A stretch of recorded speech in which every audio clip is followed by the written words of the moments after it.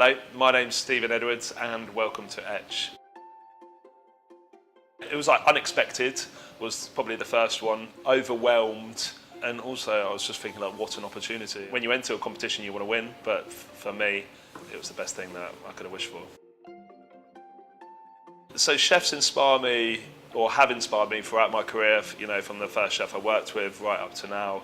But I still go with Peter Sanchez Iglesias from Casimir. Like, I still remember the time where I worked with him at South Lodge Hotel, and it was just different. What he was doing was different. He brought something new to the table. The ingredient that's always on the menu here at Etch is probably beetroot. And again, it's so versatile. It's always in season. And it's just got such a unique flavour. A lot of people don't like it, but you know what? When it's done nicely, I think it's quite a unique dish.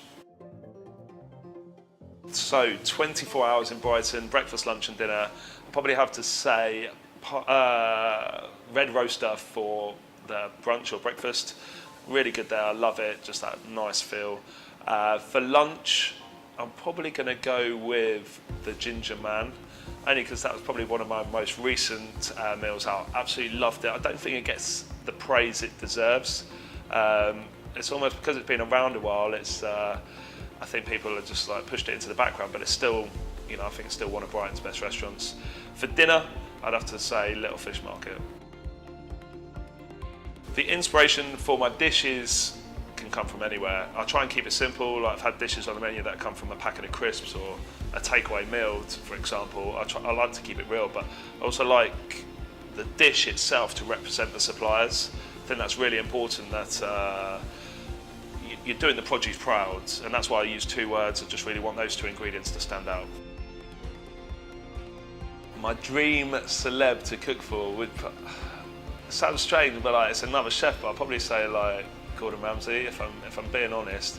I know he's always in the press for the wrong things, but he's still a chef that I looked up to. When I started cooking, it was really between him and Jamie Oliver, and I guess they're completely chalk and cheese in their styles and their way they approach things, but I don't know, I've always liked that edginess to him. I mean, if it was Gordon Ramsay, I'd have to go all out cooking. I'd love him to come to the restaurant and just do my signature 9-course menu, to be honest. I wouldn't change it up in any way, but you know, when you've got someone like that coming to the restaurant, you just want it to be as perfect as it can be. A culinary trend that's not really up my street, I mean, it's still a trend now. It's more like the fermentation. I mean, I do like pickle and preserve stuff. It's just the fermentation I've never really got. If I'm on a desert island, the last dish that I want to eat is probably like rib of beef with some beef fat chip. I'm definitely more of a savoury guy.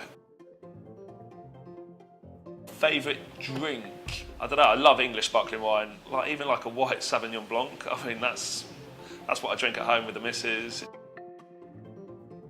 So something you might not know about me, and I say it to everyone, it's a bit funny, but I was on Record Breakers when I was younger, as our team scored the most amount of goals in a season. Barfields has got to be mentioned.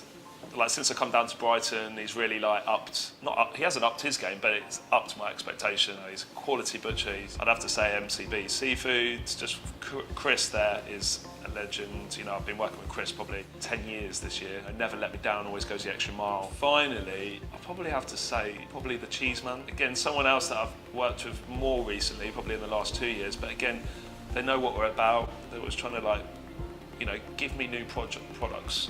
And again, it just helps when I'm trying to promote Sussex, you know, to have the great dairy produce that we have here. Favourite dish on the menu at Etch would be, I mean, we've literally just finished it, but it's still my favourite, and it was the sea trout and cockle. It was a dish I've done for the last 2 years, but where it is now is just, I love it to bits. It's cured sea trout with cockle ice cream, cockle gel, dill oil, and then beer battered cockles on there as well. It's everything I want from a dish. So Food Lab this year, we hosted at Etch. We kind of turned it on its head a little bit and did like the young up and coming chefs of Brighton and Sussex. I'm not going to lie, I was a bit nervous about handing the restaurant over to, you know, chefs that are under 24 years old. not that I'm ageist or anything like that, but it's just a lot of pressure on them. You know, they're not used to doing that or running a restaurant or doing restaurant dishes. But you know what? It absolutely blew me away. The chefs, each one of them must have put so much thought and effort into the dishes. And, you know, I think if they all came up with a restaurant together, it'd be Brighton's best restaurant. What's next for Etch is just pushing on really. Like, we've been established now a year. I'm so pleased to get that under my belt, and you know, I'm so proud of the team to where we've got to. But it's just making like small tweaks. Like, since the turn of the year, we've upped the offering to 7 and 9 courses. Also, not turning tables is a massive thing, and just streamlining what we do. We can look back to the dishes we did last year and think actually what worked, what didn't, and I honestly think, you know, I'm happy as long as we're, you know, pushing forward, making the right changes and getting better.